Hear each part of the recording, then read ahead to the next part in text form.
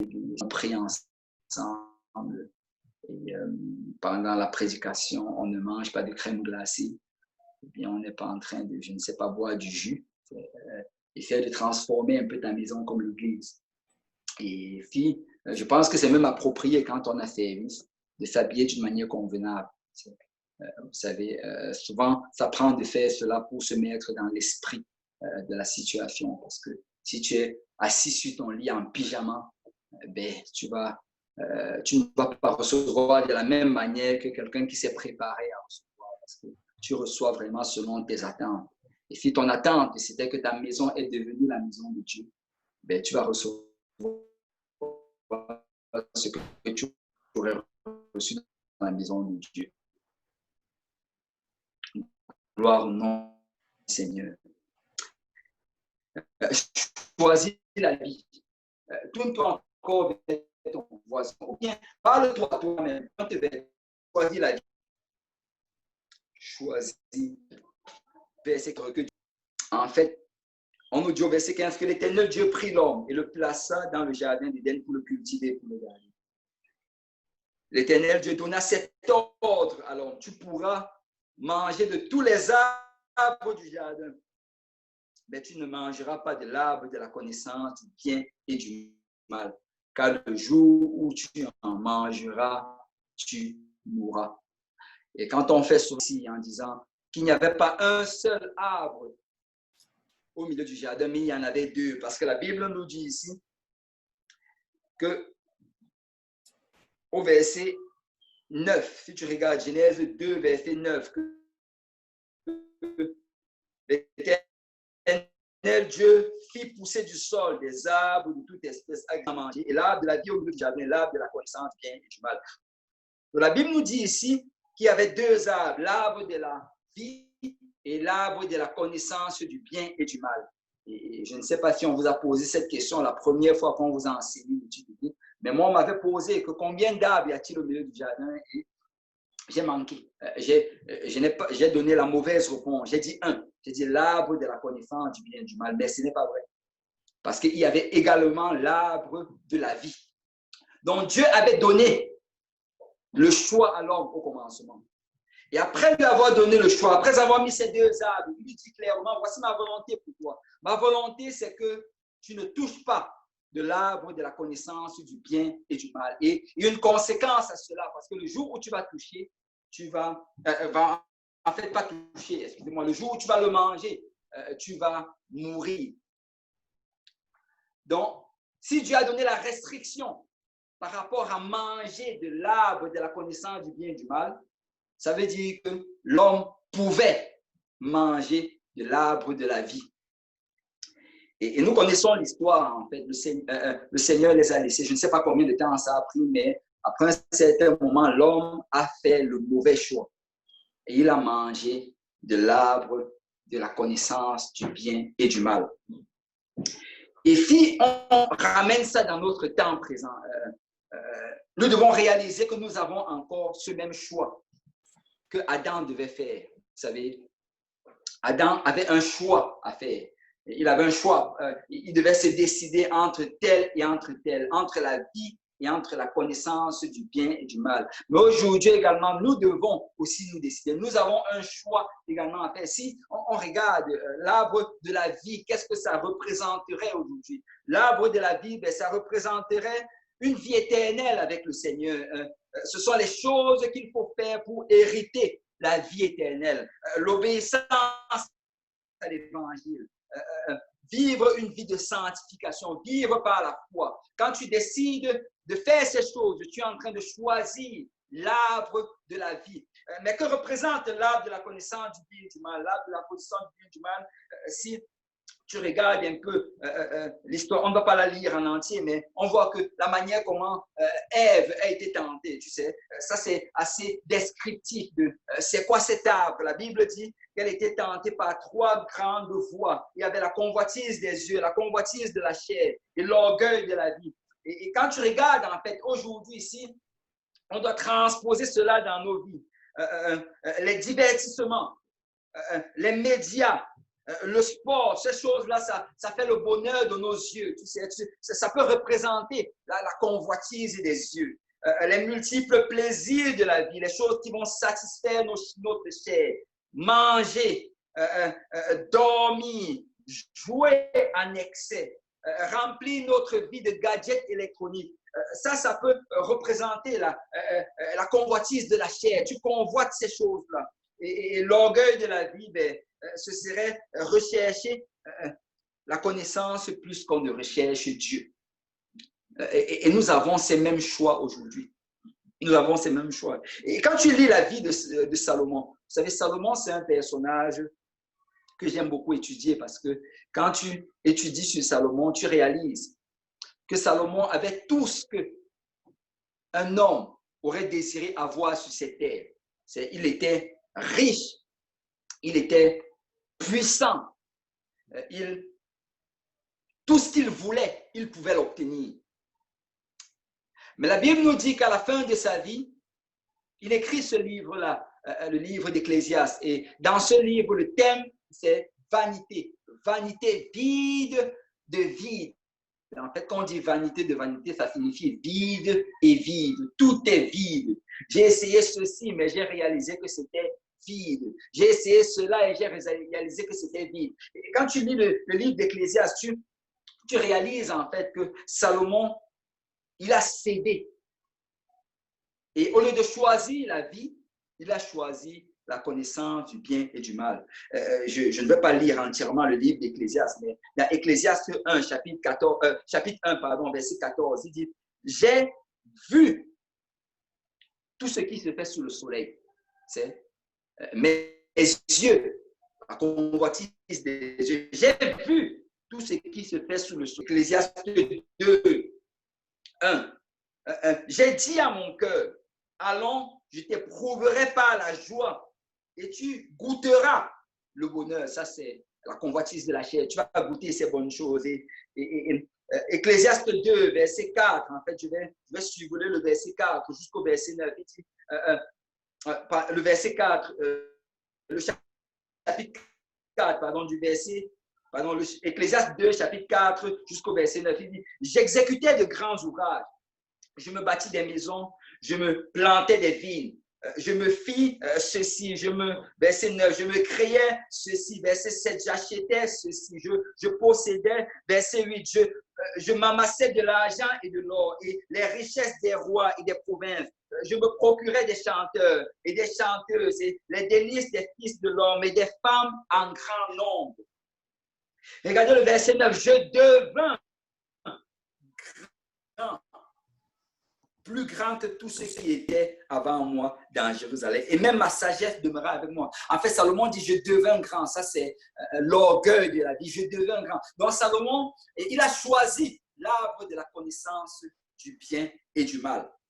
Ce n'est qu'à la fin de sa vie qu'il s'est rendu compte que c'était le mauvais choix. Et quand tu regardes encore dans ce livre d'Ecclésiaste, tu réalises que Salomon te dit qu'il a appliqué son cœur à connaître, tu sais. Salomon a connu les choses dans la biologie, il a connu les choses dans les mathématiques, on dit qu'il écrit beaucoup d'ouvrages, il connaissait les choses dans le génie civil, dans le génie mécanique. Il n'y a pas une chose que Salomon n'a pas appliqué son cœur à connaître. En fait, en réalité, lui, il y a une chose que Salomon n'a pas appliqué son cœur à connaître, et c'est la parole de Dieu. Vous savez, il a donné son cœur tout entier aux choses du monde, alors que cette sagesse que Dieu lui avait donnée, c'était afin qu'il puisse l'appliquer à connaître la parole de Dieu. Il a lu tous les livres, mais il n'a pas lu sa Bible. Et si on ne fait pas attention, on risque de tomber dans ce même piège aujourd'hui. Et je ne suis pas en train de dire, s'il vous plaît, je ne suis pas en train d'encourager ceux-là qui ne font pas leur devoir à l'école. Je ne suis pas en train d'encourager ceux-là qui ne lisent pas leur livre de Purpose Institute. Et après, qui cherchent des excuses. Mais ce que je suis en train de dire aujourd'hui, c'est lis d'abord ta Bible. C'est si tu vas lire les autres livres, c'est bien, la lecture, on dit que ça aide, et ça va te rendre plus intelligent. Mais avant de lire les autres livres, acquiert d'abord la sagesse. Cette sagesse qui vient d'en haut. Lis ta Bible chaque jour et tu seras sage. Lis ta Bible chaque jour et tu vas prendre de bonnes décisions pour ta vie. Il a dit, la crainte de l'Éternel est le commencement de la sagesse. Tu sais, ça prend que tu lis ce livre et que tu aies la crainte de Dieu dans ton cœur. Alors que tu es en train de t'aligner avec la volonté de Dieu, tu vas prendre des décisions sages. Alors, lis d'abord ta Bible. Lis d'abord ta Bible. Les mathématiques vont passer. La biologie va passer. La technologie va passer. Toutes ces J vont passer. Mais la Bible ne va pas passer. Jésus a dit ceci, que cette parole, alléluia, que même pas un seul iota ne va tomber. Tu sais, cette parole demeure éternellement. Alors, j'encourage quelqu'un aujourd'hui à choisir la vie. Tu sais, lis les autres livres, comme j'ai dit, mais assure-toi de lire ta Bible. Lis-la chaque matin. Tu es apprendre cela si tu vas pouvoir survivre dans cette vie et si tu vas pouvoir garantir ta place dans la vie à venir. Choisis la vie. Si quelqu'un peut encore se le dire, choisis la vie. Vous savez, dans la vie, on aura des choix. La vie est faite de choix. Quelqu'un a dit, montre-moi tes décisions ou bien tes choix d'aujourd'hui. Je vais te montrer ce que tu seras demain parce que réellement, ce sont nos choix qui décident de ce que nous allons devenir. Et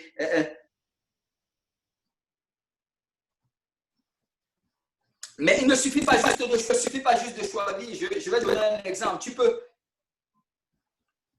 excusez-moi, tu peux choisir aujourd'hui que je veux devenir médecin. Mais ce n'est pas parce que tu as choisi. Il faut maintenant que tu investisses dans ton choix.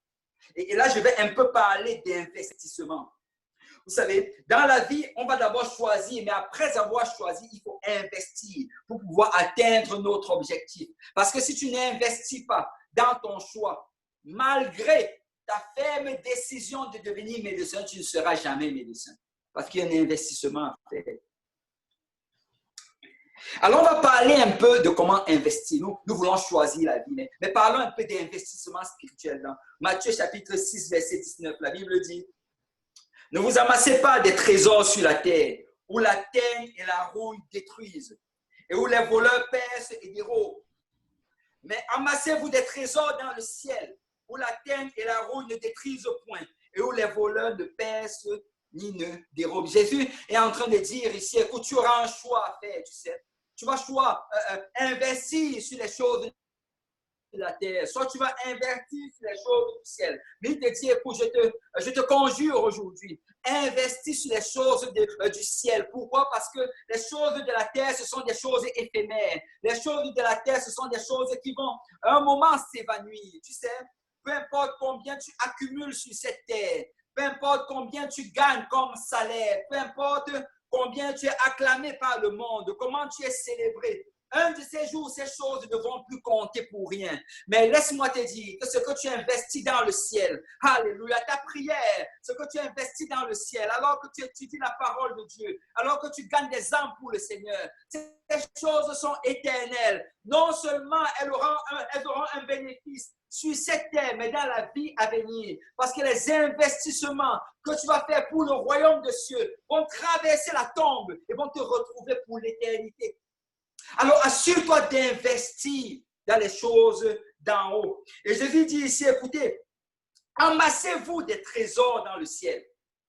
Quelqu'un doit s'amasser. Si Jésus dit de s'amasser, ça veut dire que c'est possible de s'amasser des trésors dans le ciel. C'est possible en servant le Seigneur d'une manière fidèle, en suivant la voie du Seigneur, en se laissant guider par l'Esprit de Dieu, d'amasser un trésor spirituel.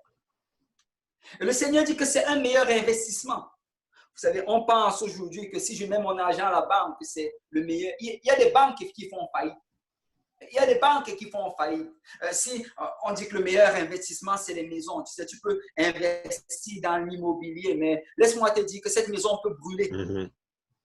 Mais une chose que tu mets dans ton compte bancaire céleste, le Seigneur te le garantit que ça va demeurer. parce que lui-même, il va en prendre soin. Mais au verset 21, il ajoute quelque chose. Il dit, car là où est ton trésor, là aussi sera ton cœur. Qu'est-ce que Jésus est en train de dire? Et on a déjà, je crois qu'on a déjà l'église pentecôtiste unie, au moins de Saint-Laurent, mais c'est sûr de Saint-Michel. On a beaucoup fait du kilométrage sur ce verset-là. Là où est ton trésor, là aussi sera ton cœur. Et je crois que la plupart d'entre nous comprennent que le Seigneur n'a pas dit, là où est ton cœur, là aussi sera ton trésor. En fait, ce n'est pas que tu vas mettre ton cœur quelque part et que par la suite, ton trésor va venir. Non, non, non, non. Et que si tu veux que ton cœur soit dans quelque chose, ça prend d'abord que tu commences à y mettre ton trésor. Ça prend que tu commences à investir. Permets-moi de te dire aujourd'hui que si tu veux aimer plus le Seigneur, ça prend que tu investisses plus dans le Seigneur. Permets-moi de te dire aujourd'hui, si tu veux aimer plus donner les études bibliques, ça va prendre que tu secoues ton corps et que tu secoues ta chair et que tu trouves quelqu'un à qui donner l'étude alors que tu vas t'investir jour après jour après jour et que tu vas prier pour cette personne. L'amour pour ces choses va se bâtir en toi. Vous savez, il y a beaucoup de chrétiens qui restent à ne rien faire. Je vais le dire littéralement, ils restent à ne rien faire. Pourquoi? Parce qu'ils se disent, j'attends un sentiment, j'attends une émotion, j'attends que Dieu me parle. Écoute, Dieu a déjà dit, allez et faites de toutes les nations des disciples. Mais ça va prendre que quelqu'un se lève et qu'il commence à investir. Que quelqu'un dise investir. Là, je vous fais confiance que vous dites investir. Vous savez, à l'église, souvent, on peut vérifier ce qu'ils disent et ce qu'ils ne disent pas. Mais le Seigneur vous voit. Alléluia. Il dit, car là où est ton trésor, là aussi sera ton cœur. Donc, ça va prendre que tu mettes d'abord ton trésor dans quelque chose. Et il ajoute au verset 24 que nul ne peut servir deux maîtres, car ou il haïra l'un et il aimera l'autre, ou il s'attachera à l'un et méprisera l'autre. Vous ne pouvez servir Dieu et Mammon. En fait, qu'est-ce que Jésus est en train de dire ici? Il dit que réellement, l'endroit où tu vas donner ton trésor, c'est l'endroit où va se trouver ton maître. En d'autres termes, si tu donnes plus à tel qu'à moi, ben, cette chose-là devient automatiquement ton maître. Donc, si tu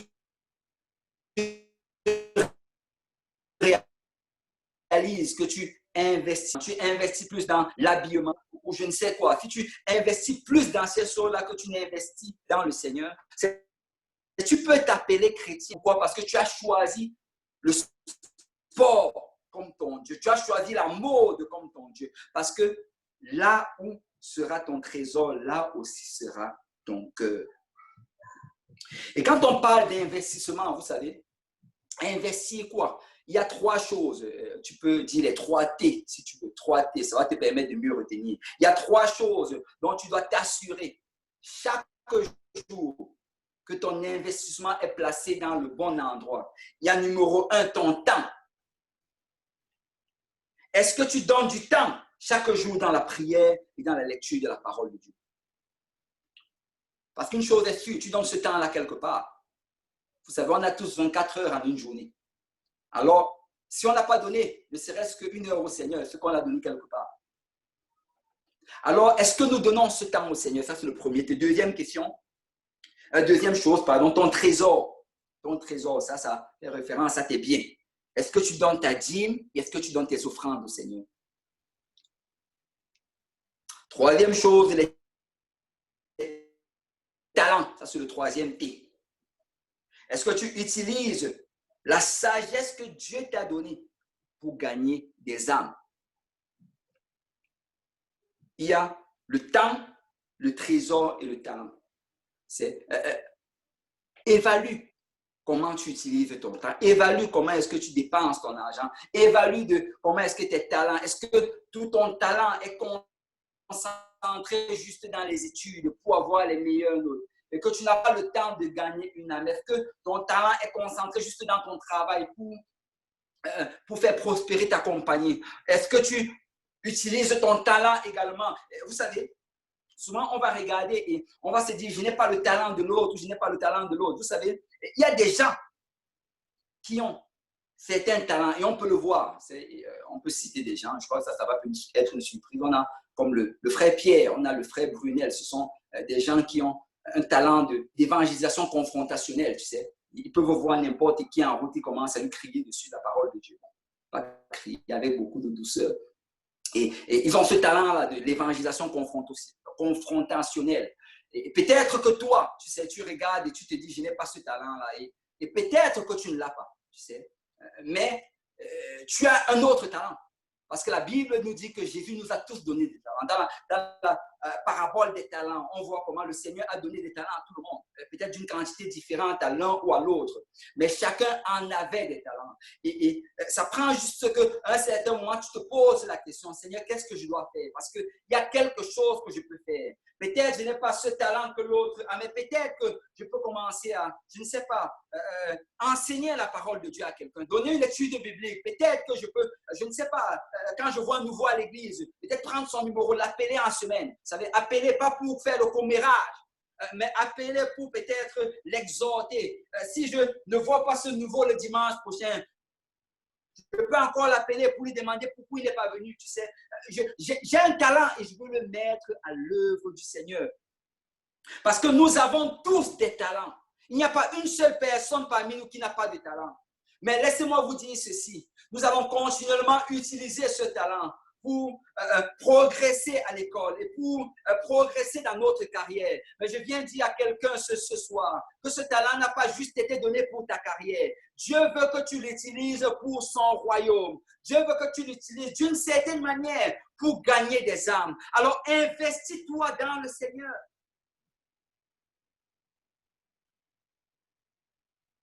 Et dans Matthieu chapitre 7, le Seigneur dit au verset 13, « Entrez par la porte étroite,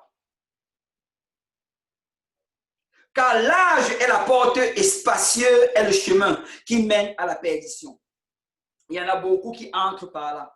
Mais étroite est la porte, resserré le chemin qui mène à la vie. Il y en a peu qui les trouvent. Et le Seigneur dit ici, entrez par la porte étroite. Ça, c'est un discours que nous n'aimons pas, surtout notre génération. Nous aimons les choses faciles.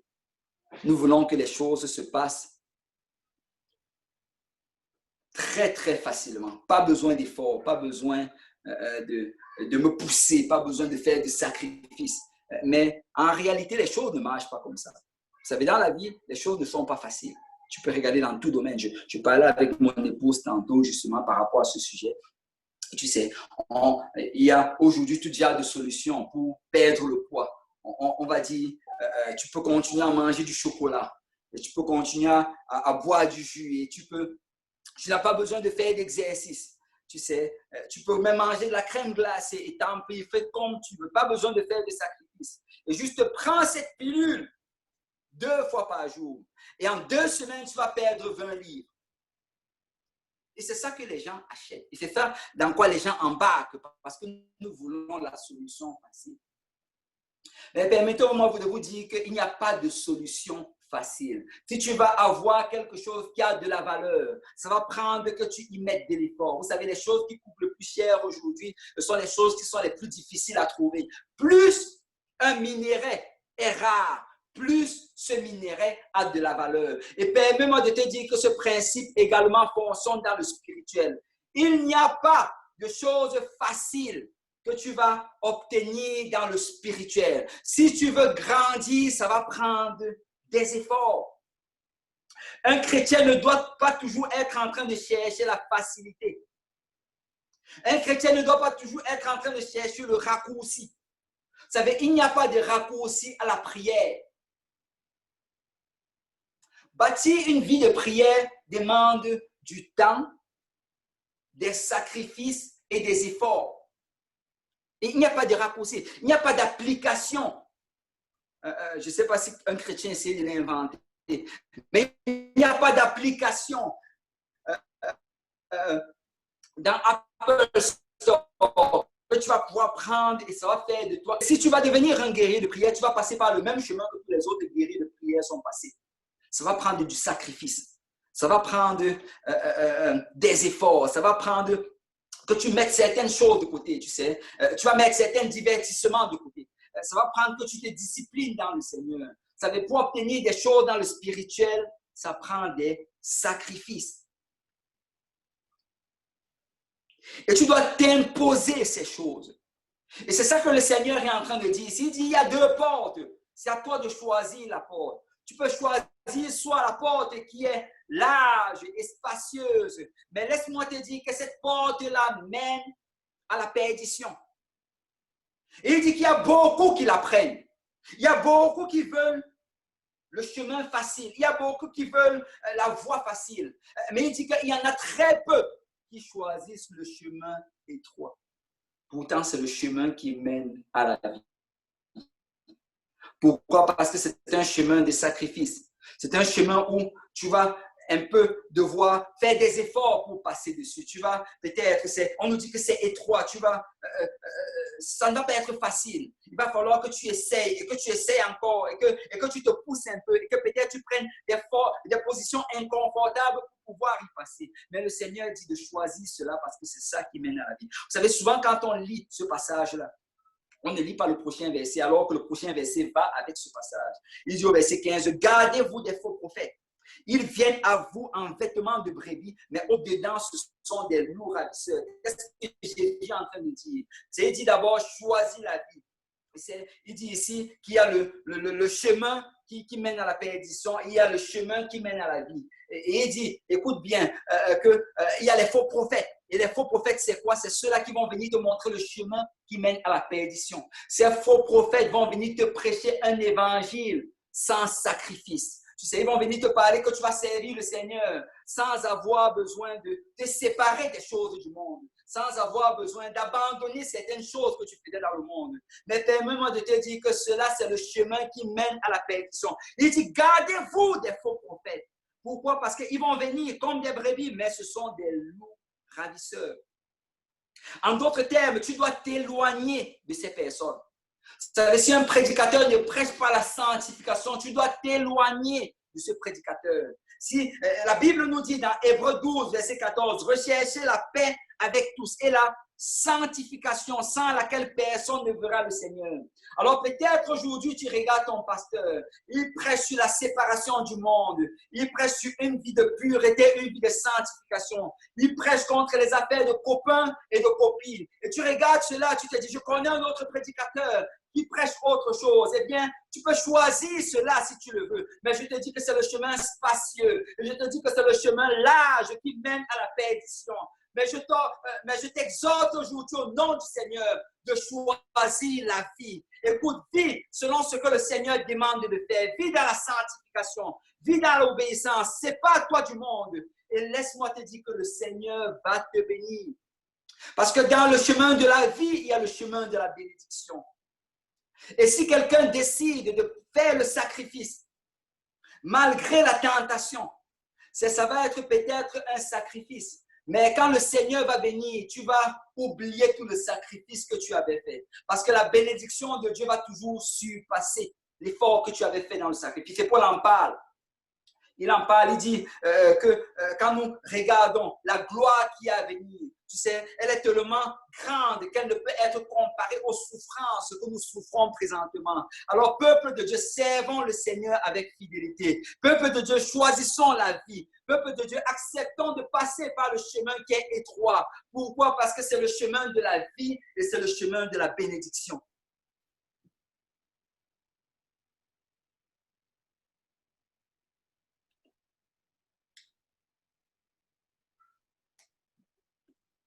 Alléluia. Choisis la vie. Si quelqu'un peut encore se parler, il dit choisis la vie. Alléluia, choisis la vie. Vous savez, Jésus est la vie. Il a dit, je suis le chemin, la vérité et la vie. Et il a dit, nul ne vient au Père que par moi. Il y a une chose également que tu dois t'assurer de choisir, c'est de t'assurer de suivre Jésus, peu importe les situations et peu importe les circonstances. Vous savez, dans le livre de Jean, chapitre 10, verset 7, Jésus leur dit, en vérité, je vous le dis, je suis la porte des brebis. Et dans Jean 7, il leur parle de la bergerie. Et il dit qu'il y a une porte pour entrer à la bergerie. La bergerie, c'est quoi? C'est le royaume de Dieu. Il dit qu'il y a une porte pour entrer à la bergerie. Il dit qu'il est la porte pour entrer dans la bergerie. Et permets-moi de te dire aujourd'hui que la première des choses que tu dois faire si tu vas choisir la vie, c'est d'abord d'obéir à l'évangile, d'être baptisé au nom de Jésus-Christ pour le pardon de tes péchés et que le Seigneur te remplisse du Saint-Esprit. Vous savez, choisir la vie, c'est choisir Jésus parce qu'il est le chemin, la vérité et la vie. Et la Bible nous dit en fait que comment est-ce qu'on va le faire? C'est en étant baptisé au nom de Jésus pour le pardon de nos péchés. Parce que Acte 4, 12 dit, il n'y a de salut en aucun autre. Car il n'y a sous le ciel aucun autre nom qui ait été donné parmi les hommes par lequel nous devions être sauvés. C'est choisir la vie, choisir le nom de Jésus. Le passage qu'on a lu en introduction, dans Deutéronome chapitre 30, verset 19. Et là, on est en train d'arriver à la fin. Je ne sais pas si chez moi, c'est comme chez vous, mais il fait vraiment chaud. Peut-être c'est la chaleur du Saint-Esprit. Alléluia. Mais dans Deutéronome 30, verset 19, la Bible dit, « J'en prends aujourd'hui à témoin contre vous le ciel et la terre. J'ai mis devant toi la vie et la mort, la bénédiction et la malédiction. Choisis la vie afin que tu vives, toi et ta postérité. » Il y a une dimension de Dieu que nous allons avoir du mal à saisir. En fait, je dis une dimension, mais si tu regardes le psaume 139, tu réalises que, en fait, il te parle même de trois dimensions.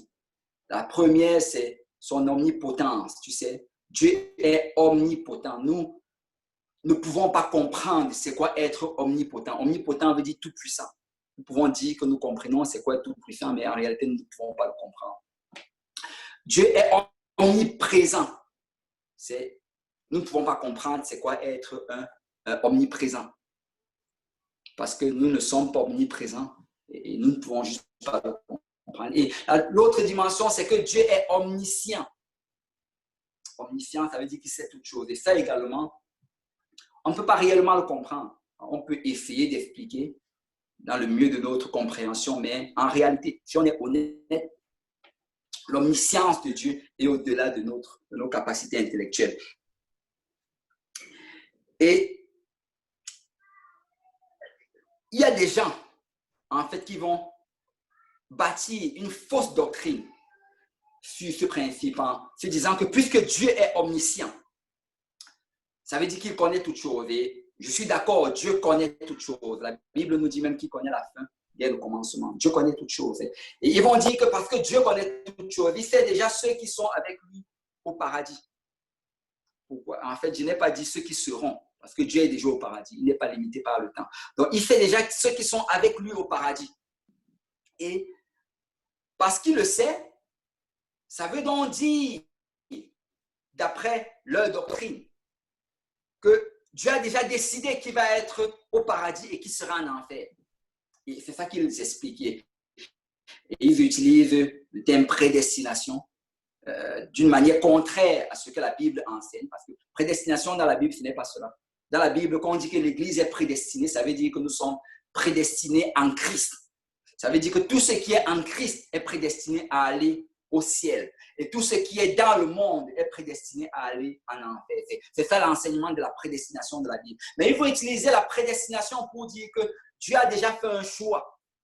Et que Dieu a choisi ceux qui vont être au paradis et que Dieu a choisi ceux qui vont être en enfer. Et quand ils enseignent cela, la leçon qui peut être tirée de cela, ce qui en découle réellement, c'est que puisque Dieu a déjà choisi, on peut juste vivre comme bon sang. Puisque Dieu a déjà décidé que tel ira au paradis ou tel ira en enfer, on peut faire ce qu'on veut parce que ultimement, Dieu a fait le choix. Mais ce n'est pas ça que la Bible enseigne. Et quand tu vas dans le livre de Deutéronome, chapitre 30, verset 19, il dit « J'en prends aujourd'hui à témoin contre vous le ciel et la terre. » Le Seigneur ici est en train d'appeler des témoins. Il dit, le premier témoin que j'appelle, c'est le ciel et toutes les créatures qui sont au ciel. Le deuxième témoin que j'appelle, c'est la terre et toutes les créatures qui sont à la terre. Et regardez bien, la Bible met 2 points pour dire pourquoi il appelle un témoin. Il dit, j'ai mis devant toi la vie et la mort, la bénédiction et la malédiction. Dieu dit, écoutez-moi bien aujourd'hui, peuple de Dieu. Tu as le choix. Ce n'est pas déjà déterminé où tu vas partir. Tu as le choix. Peut-être nous ne comprenons pas l'omniscience de Dieu. Je ne comprends pas comment il peut déjà savoir. Mais une chose que je comprends, c'est que Dieu dit, j'appelle à témoin le ciel. J'appelle à témoin la terre. J'ai le choix aujourd'hui de savoir si je vais avoir la vie et la bénédiction ou si je vais avoir la mort